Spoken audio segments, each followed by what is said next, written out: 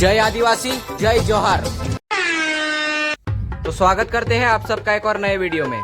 आदिवासी की कुल देवी यानी कि देव मोगरा माता, जिन्हें लोग प्यार से यहाँ मोगी माता भी कहते हैं। तो आज हम माँ देव मोगरा माता का इतिहास जानेंगे, लेकिन उससे पहले मैं आपसे विनंती करना चाहता हूँ कि वीडियो को ज़्यादा से ज़्यादा शेयर करें, ताकि आदिवासी भाइयों को उनकी कुल देवी के बारे में ज़्यादा से ज़्यादा जानकारी मिले।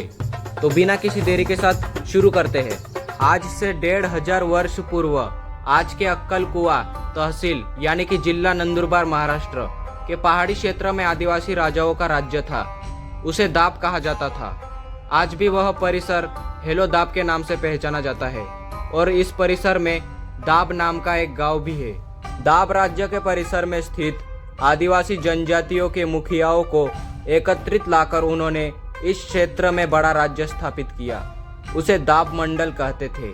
आदिवासी जनजातियों के मुखियाओं के अधिकार में जो भाग रहा है उसे पार्टी कहते थे। दाब के उत्तर दिशाओं में नोएरा पार्टी, पूर्व में निम्बाड़ी पार्टी, पश्चिम में अम्बुडा पार्टी एवं दुबड़ा पार्टी, दक्षिण में देह पार्टी एवं माउचार पार्टी आदि विभागों से मिलकर दाब मंडल राज्य बना था। इस दाब मंडल में नाहाल, निम्बाड़ी, अम्बुडा, दुबड़ा, देहव्याव्या जैसी आदिवासी जनजातियों के लोग बसे थे। इन विभागों में प्रत्येक जाति का एक मुखिया था। दाब मंडल के पश्चिम भाग के अम्बुडा पार्टी का प्रमुख राजा तार हमल था। उसके राज्य का संचालन घाणी खुंट गांव से चलता था। इसे घाणी खुंट का राज्य भी कहते थे। राजा तार हमल तथा रानी उमरावाणु को एकमात्र पुत्र था। उसका नाम था राजा पांठा। वह अतिशय बलवान तथा अस्त्र शस्त्र विद्याओं में प्रवीण था। उनकी मां ने ही उन्हें यह विद्या सिखाई थी। आगे चलकर राजा पांठा दयालु, स्नेही एवं प्रजाहित तैसी के रूप में सुविख्यात हुआ। वह अपने राज्य के दीनहीन गरीब लोगों को हमेशा मदद करता था। मुसीबत में फंसे लोगों की सहायता के लिए तत्पर रहता था। राजा पांठा की 9 रानियां थी। पटरानी देवरूपन, जो कि राजा कोठ्यारे की पुत्री थी, यह मोगी उसकी दूसरी पटरानी थी, और दाब का राजा बहागोरिया व रानी देवगोंदर की मानस पुत्री थी। बहागोरिया व देवगोंदर को एक पुत्र था जो वीना देव, वीना ठाकुर या गांडा ठाकुर के नाम से पहचाना जाता था। राजा पांठा और वीना ठाकुर दोनों आत्मीय मित्र थे।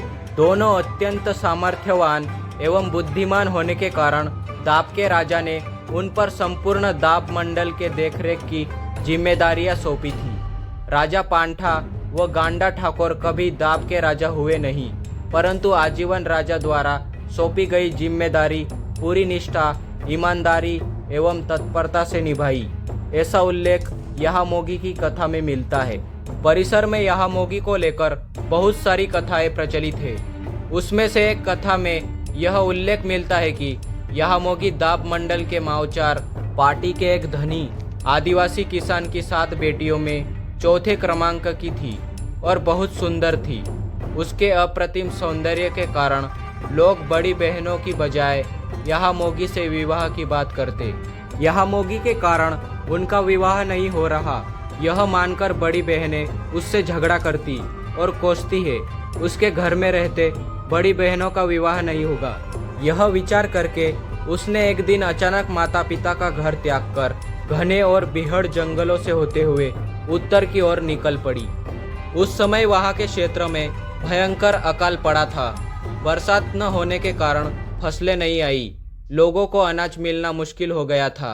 जंगल के कंदमूल खाकर गुजर बसर करने की नौबत आ गई थी। लोग समूह बनाकर कंदमूल की खोज में जंगलों में भटकते थे। यहाँ मोगी ऐसे ही एक समूह के साथ दर दर भटकते हुए विविध मुसीबतों का सामना करते हुए सातपुड़ा के पहाड़ों में आ पहुंची। यह अकाल 12 वर्षों का था। इस कारण से जंगल के कंदमूल भी नष्ट हो गए थे। समूह के कई लोग भूखमरी एवं बीमारियों के कारण काल कवलित हो गए। यहाँ मोगी दाब के जंगलों में एक पेड़ के नीचे भूखी एवं मरणासन स्थिति में पड़ी थी। तब शिकार के लिए आए दाब के राजाओं को वहां पाई गई। फिर वे उन्हें घर ले आए। राजा बहागोरिया व रानी देवगोंदर ने उसका अपनी कोख की बेटी के समान लालन पालन किया। उसे यहाँ से वापस नहीं भेजे, इसलिए उसने अपने अतीत की हकीकत राजा को नहीं बताई। अतः जंगल में पाई गई अनाथ लड़की का लालन पालन किया, इसलिए यह मोगी का नाम पोहली पांडर पड़ा। वह पोहली पांडर या यहाँ पांडर नाम से सुविख्यात हुई। यहाँ मोगी बालिन होने पर राजा पांठा ने उससे विवाह का प्रस्ताव रखा, परंतु राजा पांठा को पहले से ही 8 रानियां होने पर भी वह केवल के सौंदर्य पर मोहित होकर विवाह करना चाहता है। यह जानकर यह मोगी ने बतौर घर जमाई के दाप के राजा के यहाँ रहने की शर्त राजा पांठा के सक्षम रखी। राजा पांठा ने यह शर्त स्वीकार कर ली और 7 वर्ष तक घर जमाई बनकर रहा। 7 वर्ष की सेवा विवाह की अवधि समाप्त हो जाने पर राजा पांठा ने अपने पिता के राज्य में जाना निश्चित किया, परंतु घर में 8 रानियां होते हुए दाप के राजा के यहाँ घर जमाई के रूप में रहने और अपने ही घर में कलह का कारण बनने के कारण राजा तार हमल ने संतप्त होकर राजा पांठा और यहाँ मोगी को घर में प्रवेश देने से मना कर दिया, जिसके कारण दाप छोड़ने पर दोनों कई कष्ट सहते हुए जंगलों में भटकते रहे और बाद में एक व्यक्ति से जमीन खरीदकर देवमोगरा गांव बसाकर वहां रहने लगे, जहां पर प्रतिवर्ष महाशिवरात्रि के पावन पर्व पर मेला लगता है। यहाँ मोगी के राजा पांठा की पटरानी बन जाने के बावजूद उसके कष्ट कम नहीं हुए। राजा पांठा की बाकी रानियां भी देवमोगरा रहने आ गई। 12 वर्ष के भीषण अकाल के कारण दाप राज्य के लोगों की गाय बैल आदि मर गए। लोग अन्न को तरसते थे। भूखमरी के कारण कई लोग मारे गए, कई अपना घर बार छोड़कर अन्यत्र चले गए।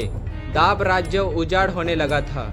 तब यहाँ मोगी बड़ी हिम्मत के साथ गुजरी मास के गौड़ी राज्य में जाकर राजा पांठा, वीना ठाकुर, राजा वाघणमल तथा धामणमल की मदद से पर्याप्त अनाज एवं पशुधन दाप राज्य में ले आई। दाप के भूखमरी से पीड़ित लोगों को अनाज एवं पशुधन उपलब्ध करवाया। अकाल के दिनों में यहाँ मोगी के इस उद्दांत एवं मानवता से ओतप्रोत कार्य के लिए लोग उन्हें यहाँ यानी कि लोक माता मानने लगे। यह कार्य तत्कालीन जरूरियात के अनुसार बहुत बड़ा समाज सेवा या चमत्कार से कुछ कम नहीं था। यहाँ मोगी के देहावसान के बाद उसके सम्मान में राजा पांठा और वीना ठाकुर उनकी सोने की मूर्ति बनवाकर मंदिर जैसे कुटीर में मिट्टी की कोठी में स्थापना की। यह एक ऐतिहासिक प्रमाण है कि आदिवासी समाज सिर्फ प्रकृति पूजक न होकर मूर्ति पूजक भी है। तभी तो हजारों साल पहले राजा पांठा और वीना ठाकुर ने यहाँ मोगी की मूर्ति बनाई। इस परिसर में उस समय कई आक्रमण हुए।